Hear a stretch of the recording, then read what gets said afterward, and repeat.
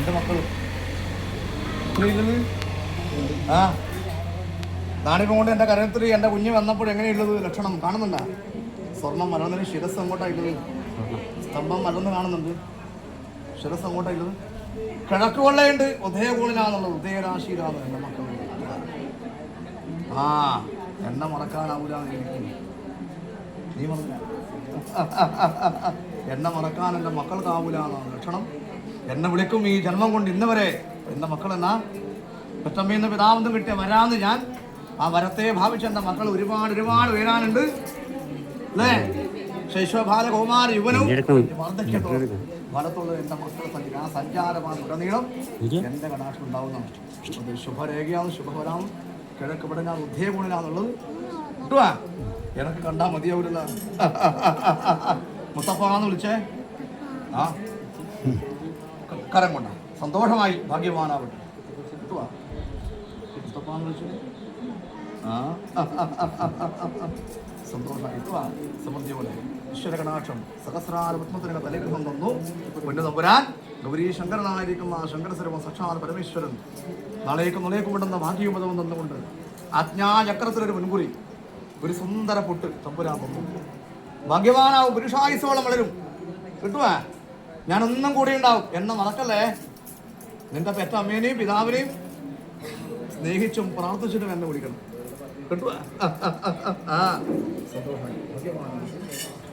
എൻ്റെ മടിയിൽ വെച്ചു, എൻ്റെ കുഞ്ഞനെൻ്റെ മടിയിൽ വെച്ചു കരിയോ ഇത്.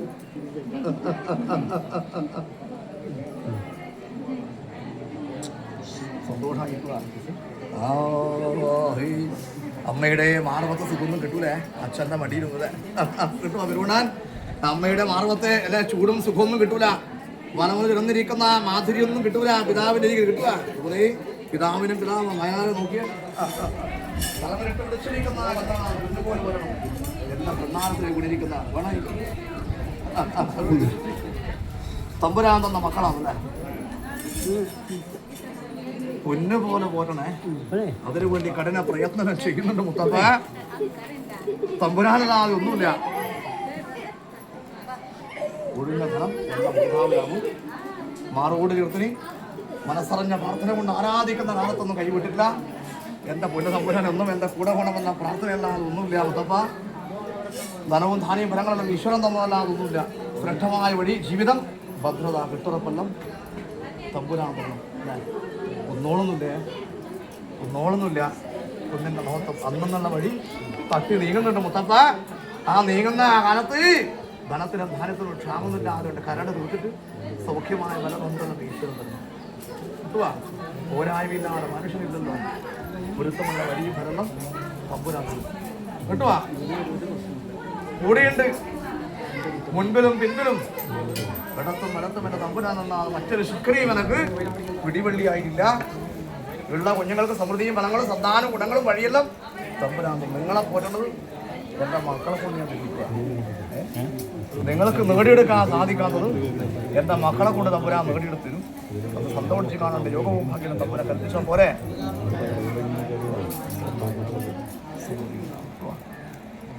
എനക്കെല്ലാം തന്നുവാ. എന്നോടുള്ള കടലും തീർന്നുവാ. പിന്നെ എല്ലാം ആയിരം പറഞ്ഞു. ആയ കണക്ക് എനക്ക് കിട്ടിയിട്ടില്ല. എൻ്റെ കരിങ്കൽശ്ശേരിയിൽ ഒരു കടമുണ്ട്, നിങ്ങളെനിക്ക് തരാം.